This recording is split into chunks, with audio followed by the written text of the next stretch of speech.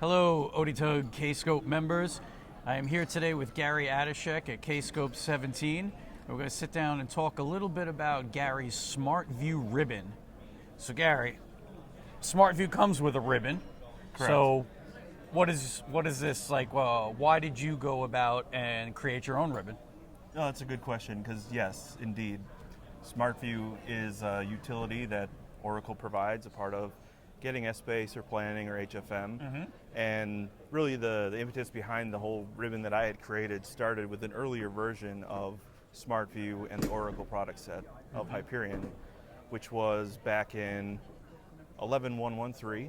Okay. And where I was at in the company I was working for, we were still using a very old version of Microsoft products that actually had the toolbars. So it wasn't even the ribbons at that point. Okay. And the Smart View toolbar at the time, for me, was actually very difficult to read and see the icons on there. Right. So It was kind of small. yeah, visually it made it difficult, and I could only imagine for a user or even a new user that had no experience interacting as an administrator of an application or a cube, what that was supposed to do for them, let alone interact with it. So for me, what I wanted to do was be able to put together at that point a toolbar that would give users a nice logical way that the buttons, the functionality was laid out for them, and also at the time expose functionality that was really buried within the product itself, that unless you did some of the customization, you wouldn't expose that functionality.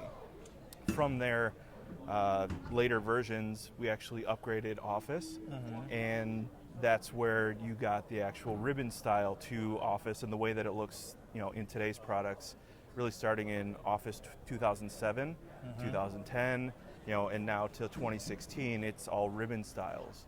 So I needed to be able to take that toolbar that I had developed and figure out how now to make it a ribbon so that it looked, seamless like it does today with Smart View and the ribbons and, the extensions and the product that way. So that's kind of where it started from. Part of the reason I put the ribbon together in the way that it is today is because of that just logical representation of the buttons and the features and making it nice and easy.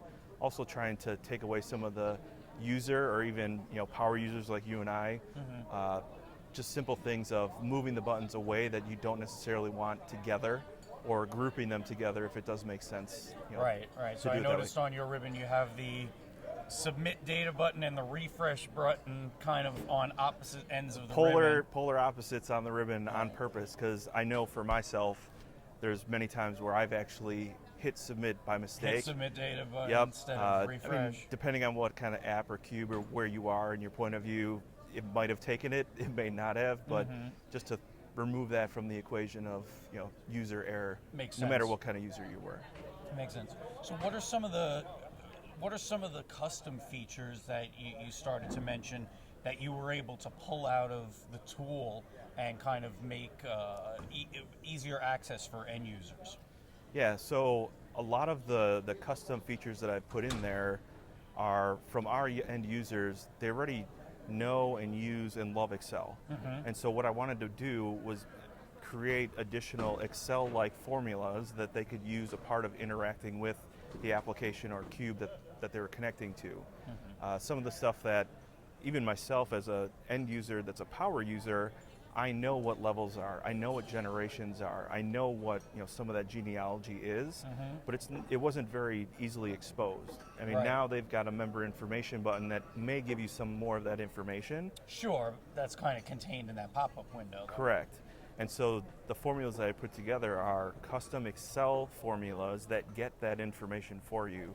So easily getting the levels of the members that are on your grid, the generations, the parents, or all of the children that exist for that parent, really easily with an Excel formula. Right, so I can just say equals this kind of syntax that you have for children, reference it to a cell with a member in it, and it's going to tell me the children of that member. Yep.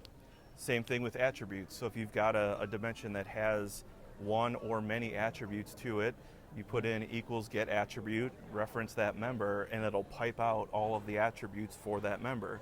So you don't have cool. to, guess of what the attributes are. You can get it really quickly. Now, how's the performance on that?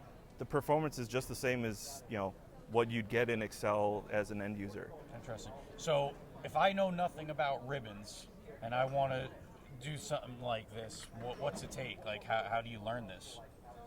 So for me personally, I learned it on my own. So I went out and I, got a book or two about how you even just create a ribbon, not even specific to, the Smart View and S-Space and planning and any of the Hyperion technology, but just how do I put together a ribbon?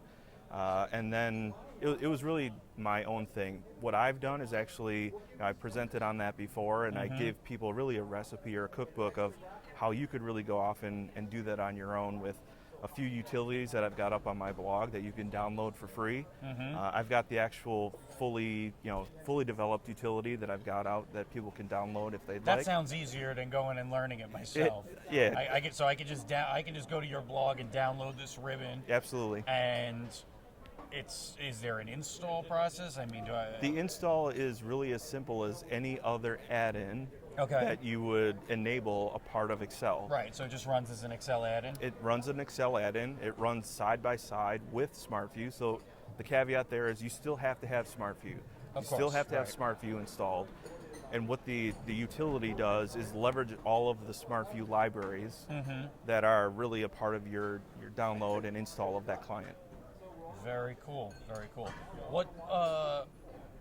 What's been kind of the feedback that you've gotten on this? I mean, are people using this, or is it just like that's very cool and in an abstract way, or are you able to see some real tangible benefits from it?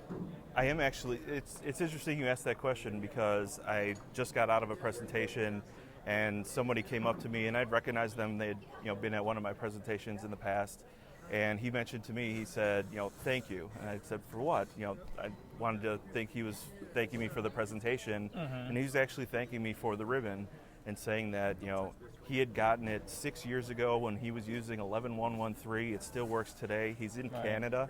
So, not anywhere that I had been before, but he had met me at a prior K-scope. He actually asked, well, how do I know that I said, I'm using my latest version on the current version that I've got installed, which is .700. Yep. And he's more than welcome to go out to my blog and download it for free. So he really enjoyed that. So I'm getting real-time feedback that way. I get people that give me feedback through the blog and send me emails and say thank you. People that, a lot of times coming out of the conference, they'll send me an email and say, well, how do I do that? Every time I'll let them know, ask me questions, let me know how I can help, and they'll send me mails and I'll send them back, how I can help them out on something they're trying to triage with code or. Sounds like a nice service to the community because from what I understand, you don't charge for this, right? Nope, so it's free utility. Free utility, so that's great. So if I want to get it, your blog is, what's the blog address? Adashek-EPM.blogspot. Okay. So if they Google Gary Adashek blog, they'll pretty much if you get were to you there. Adashek EPM or Adashek and Hyperion. You can download that utility and use it. And the libraries is basically open source if you want to use it as a starting point to learn. Yep. That's fantastic. Well, it's a great contribution to the community. I think people are very appreciative of that, so thanks very much. Seemed like you know this material. Maybe someday you should write a book on this. Sounds good. All right.